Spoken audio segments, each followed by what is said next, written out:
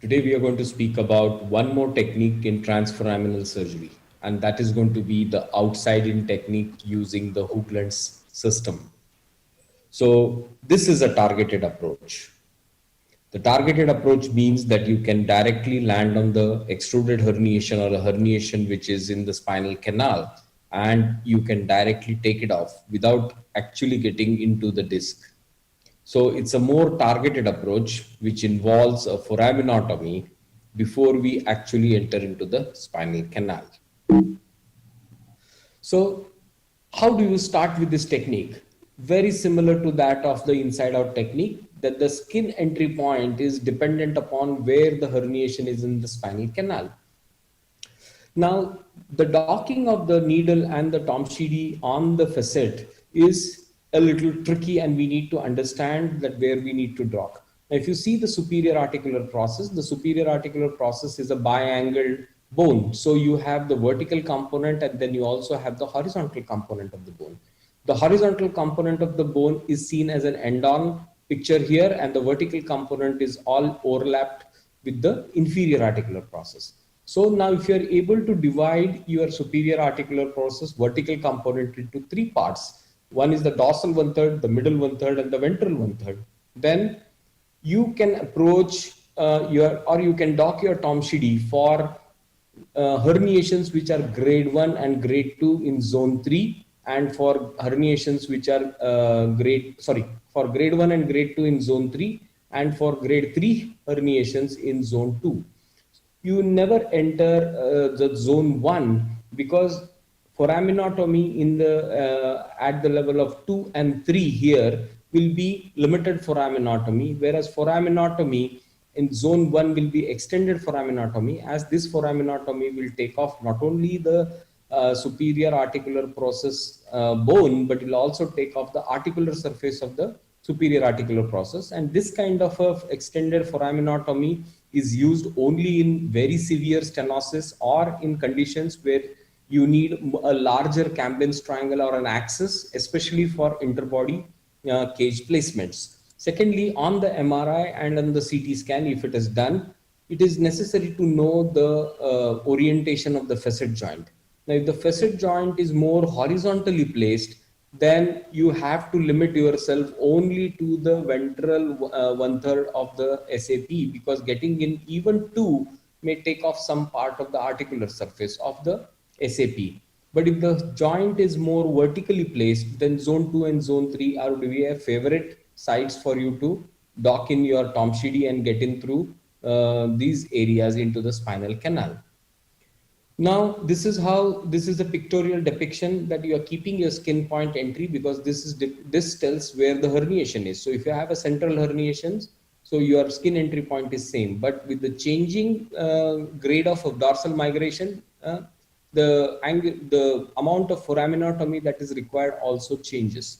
For herniations which are sequestered more dorsally, my personal suggestion is not to do a transforaminal surgery, but to do an interlaminar surgery and take it off, because the destruction of the facet joint can be minimalized, because otherwise you would be taking off too much of facet joint, which may cause iatrogenic instability, which is rare because you are taking off part of the joint only at the level of the disc.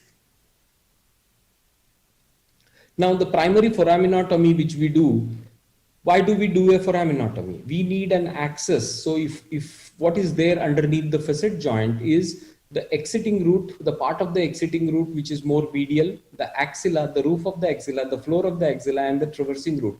So these are the structures which are more medial and is overlapped by the facet joint. So if you do a foraminotomy like this, wherein you are retaining the articular surface and you're just taking off the part of the non-articular part of the superior articular process, you are able to gain access inside. So what all access you are able to see? This is a more enlarged view. You can see this is the traversing root, this is the exiting root. You have access to the axilla, the roof, and the floor. All access is possible if you have this kind of a foraminotomy. It becomes much easier for you to get the herniation off. The second most important thing to know here is, when you have a herniation in the paracentral region or any other superior or inferior migrated, these herniations are ventral.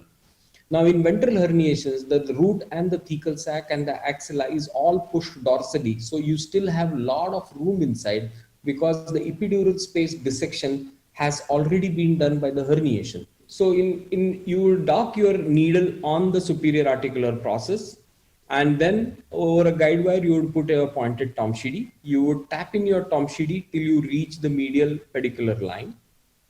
You replace the pointed tip of the Tomshidi with the blunt tip of Tomshidi, so that you put in your guide wire and then replace it with the blunt tip Tomshidi. And once you put in your blunt tip Tomshidi, the guide wire is withdrawn and gently tap the blunt tip Tomshidi to the desired location. So once you have driven it to the desired location, the guide wire is put back again, and then you would start your serial drilling from 4, 5, 6, 7 to whatever size you need, or whatever kind of a size of a cannula that you want to put. So once the drilling is done, you would put your sleeve dilator first and then the sleeve. And if required, you do the sculpting of bone, because the drills would have taken off the gross part of the bone, the fine bone that needs to be taken, especially this medial beak needs to be taken either with the help of a Carrison rounger by angulating the sleeve, or you may take out with a burr, multiple tools that you can use. And then you can decide whether you want to get in the disc to do your discectomy, or you want to just stay within the epidural space. So it's an inferior migrated herniation. You can see it's a large herniation practically touching the posterior lamina. It's a huge herniation which is seen here. So start with the needle and the guide wire. So the needle docked on the superior articular process inferiorly in the zone 2, and then Tomshidi introduced over a guide wire and docked on the SAP, on the AP and the lateral projection. You would put or tap the Tomshidi needle till the medial pedicular border. Now this is a pointed Tomshidi. Replace it with a blunt Tomshidi and drive it to the paracentral region or the target. The Tomshidi trocar is removed and you would replace it with a guide wire.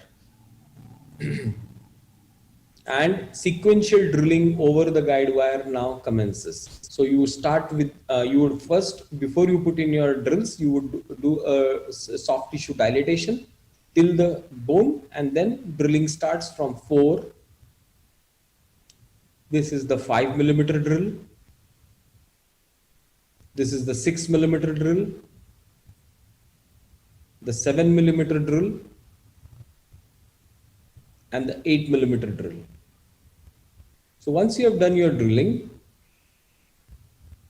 and the position and the angulation confirmed, you would put in your dilator, and over the dilator you would put your cannula or the sleeve. The sleeve is directed more caudally because that is where the herniation is. Now parallelly you would do a discography, because I'm on directly in the epidural space. If I'm able to do a chromatodiscography, I will be able to stain the herniation. It will be good for me to locate it and to fish it out completely. So after removal of some part of the ligamentum flavum, I can see some blue stuff. Using the tang of the endoscope, I'm retracting the traversing root a little bit and gradually trying to get it out, tease the herniation so that it comes out. Now, during this time, you need to also look into the feedback of the patient, because a large herniation is coming out. So this is a huge herniation, about 2.5 centimeter herniation, which came out, and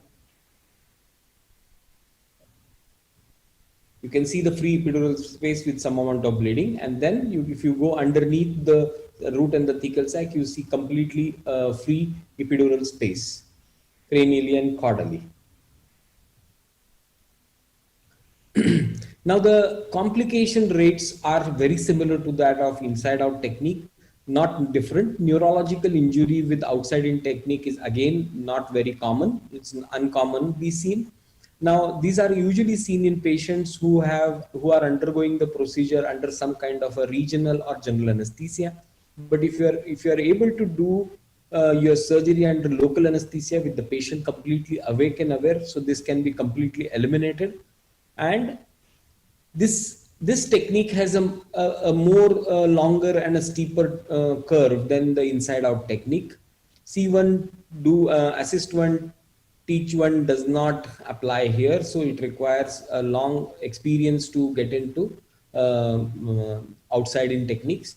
So it is better to start with the inside out technique, master the technique, identify the anatomy, and then graduate gradually to the outside in technique. It's a mature technique, since we need to understand the trajectory, we need to understand the feel of the tissue when we are doing the drilling, and we need to understand the epidural anatomy, because everything, when you go initially, everything looks alike. Thanks a lot for a patient listening.